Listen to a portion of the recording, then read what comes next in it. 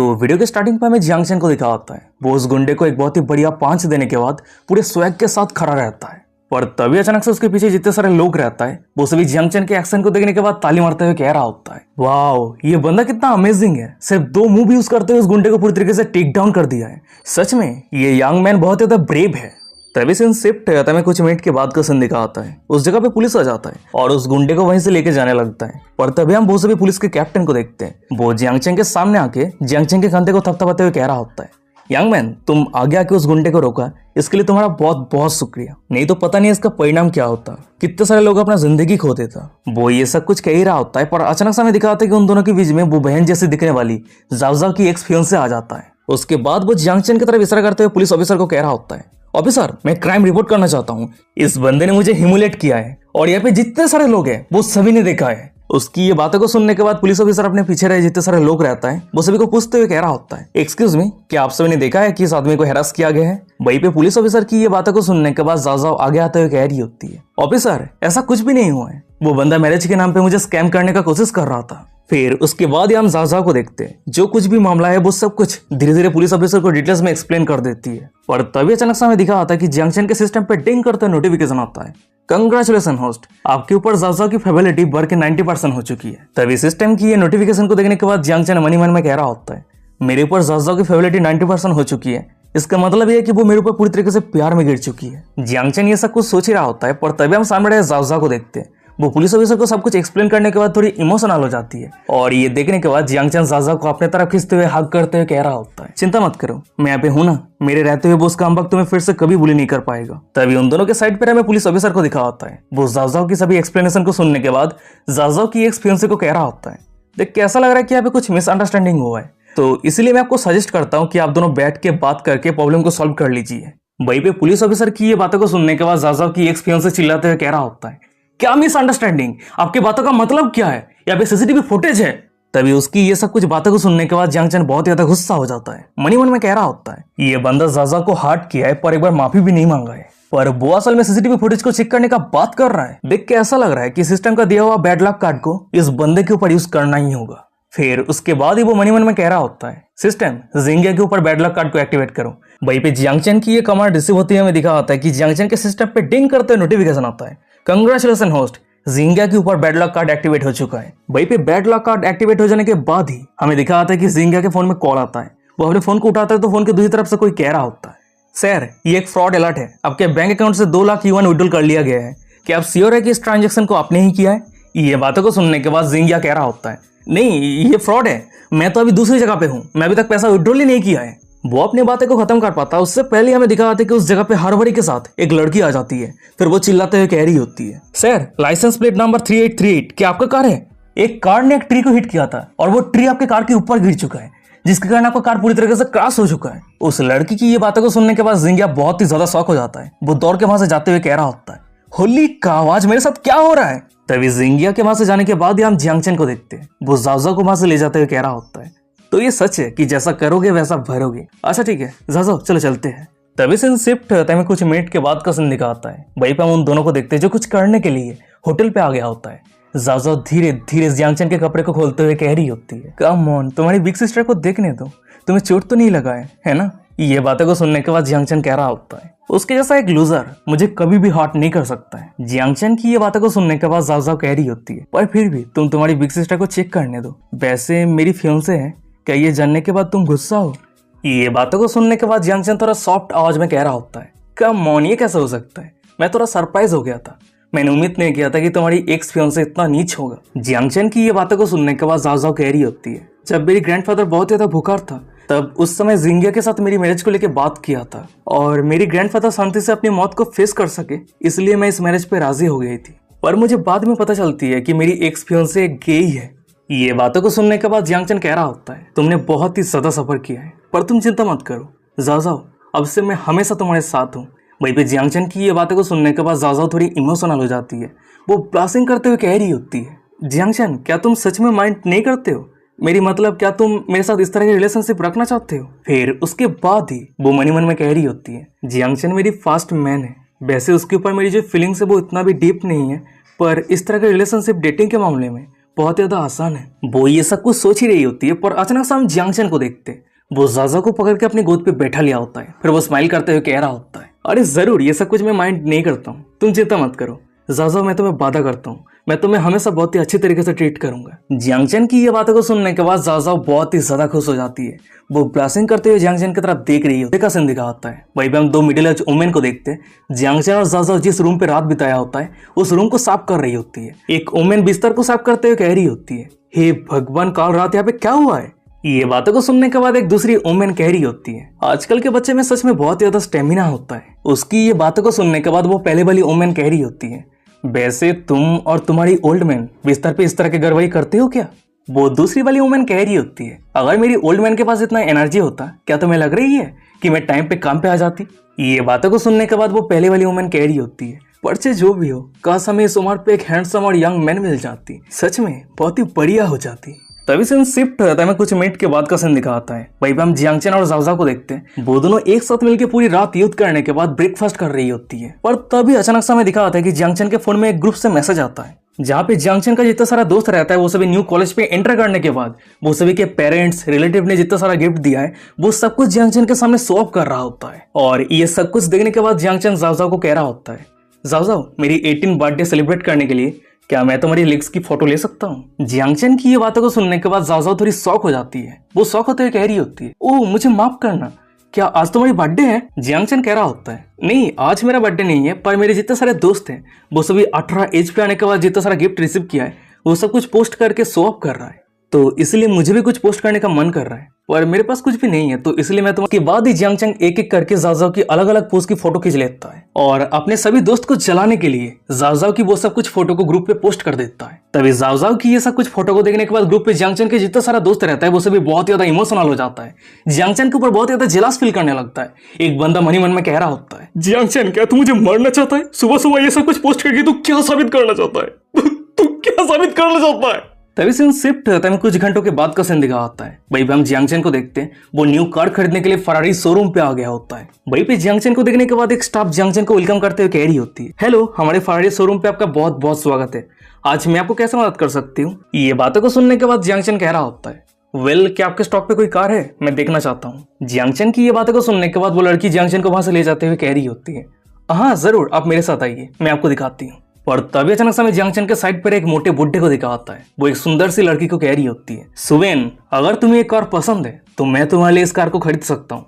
ये बातों को सुनने के बाद वो रेड हेयर वाली लड़की सुवेन कह रही होती है, बॉस वांग, आप बहुत ज्यादा काइंड है, पर एक कार खरीदना सीरियस डिसीजन है, आपको शेयर होने की जरूरत है। और बात रही मेरी ओपिनियन की, तो सच में ये सब कुछ मैटर नहीं करती है। ये बातों को सुनने के बाद बॉस वांग जानबूझ के सुवेन के शरीर पर टच करते हुए कह रहा होता है, कम ऑन, ये इंपॉर्टेंट कैसा नहीं हो सकता है। जब एक बार तुम्हारी शो फ्लेमिंग करना शुरू कर देगा तब हर दिन तुम्हें पिकअप करने के लिए मैं आऊंगा, और वैसे भी तुम्हें कंफर्टेबल महसूस करने के लिए तुम्हारे पास एक कार होना चाहिए। ये बातों को सुनने के बाद सुवेन कह रही होती है, क्या सच में, पर बॉस वांग आपको ये सब कुछ करने की कोई जरूरत नहीं है, हमारी फिल्मिंग शेड्यूल हमेशा सेम नहीं रहेगी, तो इसी कारण आप प्रॉब्लम फेस करके मुझे पिकअप करने के लिए आने की कोई जरूरत नहीं है। पर अगर आप इसके बजाय मुझे फीमेल लीड की रोल देते हैं तो मैं आपको वादा करती हूँ मैं कड़ी मेहनत करूंगी। ये बातें को सुनने के बाद बॉस वांग सुवेन के हाथ को पकड़ के अपने तरफ खींचते हुए कह रहा होता है, अरे मैं तुम्हें जो करने के लिए कह रहा हूँ तुम वो करने के लिए राजी हो जाओ, मैं तुम्हें वादा करता हूँ फीमेल लीड की रोल तो तुम्हें ही मिलेगी। तभी उन दोनों से कई मीटर दूर हमें जियांगचन को दिखा होता है। वो सामने के नजारा को देख रहा होता है। उन दोनों की ये सब कुछ बातों को सुनने के बाद मन ही मन में कह रहा होता है, मैं यहाँ पे कार देखने के लिए आया था, पर मैं ये उम्मीद नहीं किया था कि मुझे यहाँ पे इतना बढ़िया ड्रामा देखने को मिल जाएगा। पर अरे रुक जाओ, अगर मैं ठीक से याद करूं तो ये लड़की सुवेन कुछ सालों के अंदर बहुत ज्यादा फेमस एक्ट्रेस बनने वाली है। वैसे पुल पे खींची हुई उसकी एक फोटो बहुत ही ज्यादा फेमस हो गई थी और उस समय के बाद से उसकी करियर की ग्रोथ एकदम नेक्स्ट लेवल पे पहुंच गई थी। वो ये सब कुछ सोच ही रहा होता है, पर अचानक से हम सामने बॉस वांग को देखते हैं। वो सुवेन को कह रहा होता है, सुवेन चलो, अगर तुम्हें ये कार पसंद आई है तो इस कार को हम खरीद लेंगे, फिर उसके बाद हम दोनों एक साथ ड्रिंक करने के लिए जाएंगे, ठीक है। ये बातें को सुनने के बाद सुवेन कह रही होती है, बॉस वांग मेरी ओपिनियन सच में मैटर नहीं करती है, और सबसे बड़ी बात मीटिंग के लिए मुझे कंपनी पे जाना होगा। ये बातों को सुनने के बाद बॉस वांग बहुत ही ज्यादा गुस्सा हो जाता है। वो अपने शॉर्ट हाइट पे रहने के कारण बहुत ही मुश्किल के साथ सुवेन के फेस के करीब आते हुए अपने गंभीर आवाज में कह रहा होता है, तुम तो सिर्फ एक छोटी सी एक्ट्रेस हो जो अपने करियर को भी ठीक से शुरू नहीं किया है, तो इसलिए अपनी किस्मत को ज्यादा मत आजमाओ, नहीं तो इसका परिणाम बहुत ज्यादा बुरा होने वाला है। अगर मैं तुम्हें जो करने के लिए कह रहा हूँ अगर तुम नहीं करती हो तो मैं तुम्हारी फिल्म पे कोई भी इन्वेस्टमेंट नहीं करूंगा। और सबसे बड़ी बात, तुम इस तरह के इनोसेंट एक्ट करना बंद करो। मैं बहुत ही लंबे समय से तुम्हारे साथ नाइस एक्ट कर रहा हूँ अगर तुम अपने करियर पे आगे बढ़ना चाहती हो तो जल्दी से होटल पे जाके नहाने के बाद मेरे लिए इंतजार करो, नहीं तो तुम हमेशा हमेशा के लिए ब्लैक लिस्ट पे चले जाओगी। तुम्हें कभी भी आगे मूवी नहीं मिलेगी।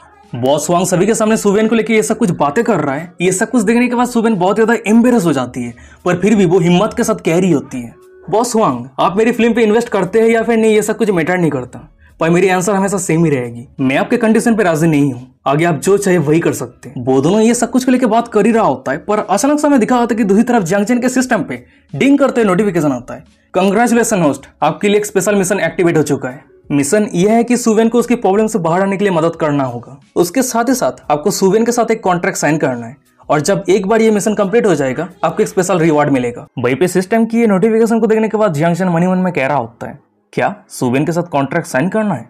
पर देख के ऐसा लग रहा है कि कॉन्ट्रैक्ट साइन करने से पहले मुझे उसे दिखाना होगा कि मेरे पास बहुत सारे वेल्दी है। फिर उसके बाद ही वो ये सब कुछ सोचते हुए फरारी शोरूम के स्टाफ को कह रहा होता है, वैसे मैंने सुना है कि यहाँ पे फरारी परचेस करने के लिए कुछ कंडीशन फॉलो करने की जरूरत पड़ता है। ये बातों को सुनने के बाद वो स्टाफ कह रही होती है, हाँ आपने एकदम सही कहा, हमारी शोरूम पे फरारी के लिमिटेड एडिशन मॉडल है और ये परचेस करने के लिए आपके पास क्रेडिट चेक होना चाहिए। उसके साथ ही साथ हमारे शोरूम से आपको 5 कार खरीदना होगा, तब जाके आप हमारे शोरूम के एस्टेब्लिश क्लाइंट बन पाएंगे। उस लड़की की ये सब कुछ एक्सप्लेनेशन को सुनने के बाद जंक्शन थोड़ा परेशान होते हुए कह रहा होता है, तो आप कहना चाहती है कि मैं फरारी के लिमिटेड एडिशन मॉडल को खरीदने के लिए क्वालिफाइड नहीं हूँ?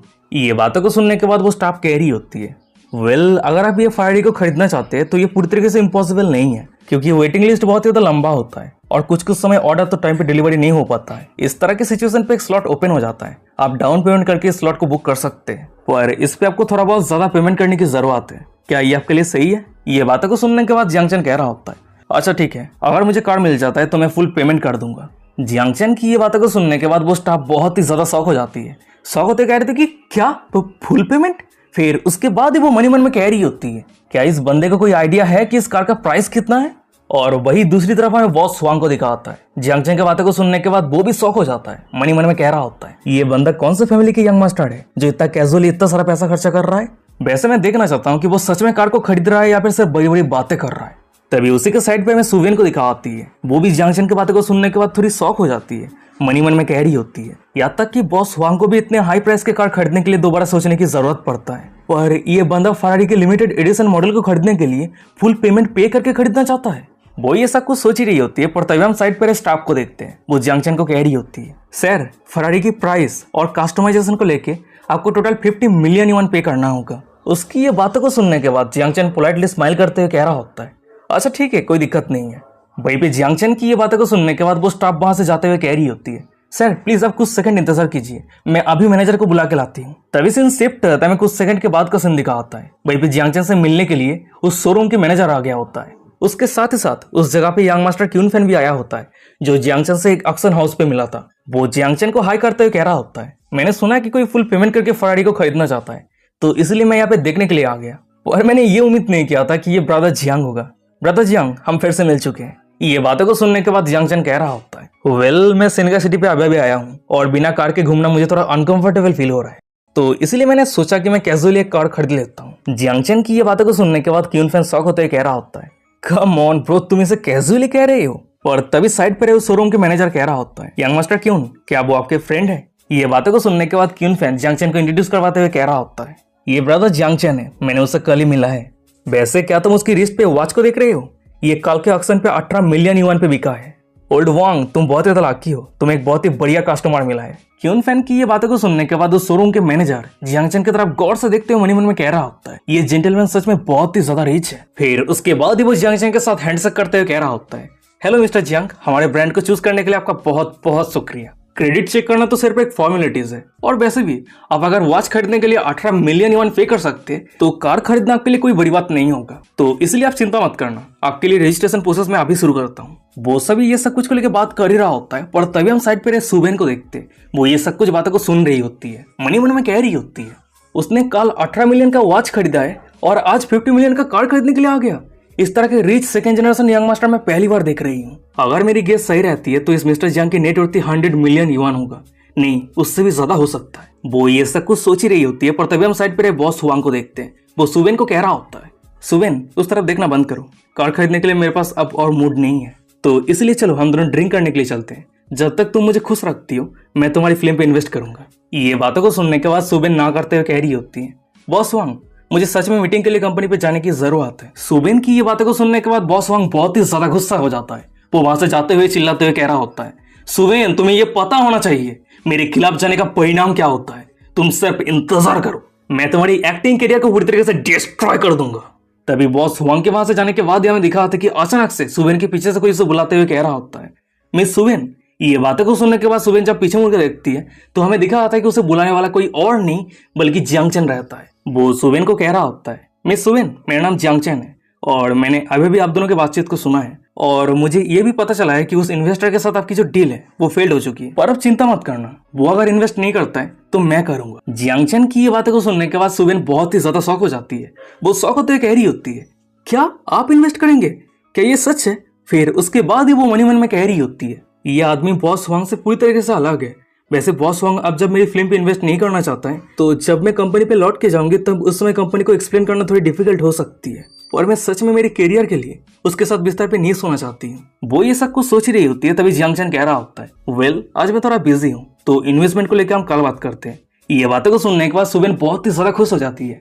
वो स्माइल करते हुए कह रही होती है, अच्छा ठीक है मिस्टर जियांग, कोई दिक्कत नहीं है, मैं आपके मैसेज के लिए इंतजार करूंगी। वैसे क्या हम एक दूसरे को चैट पे ऐड कर सकते हैं? जियांगचन कह रहा होता है, हाँ जरूर, कोई दिक्कत नहीं है। फिर उसके बाद ही वो दोनों एक दूसरे को चैट पे ऐड कर लेता है।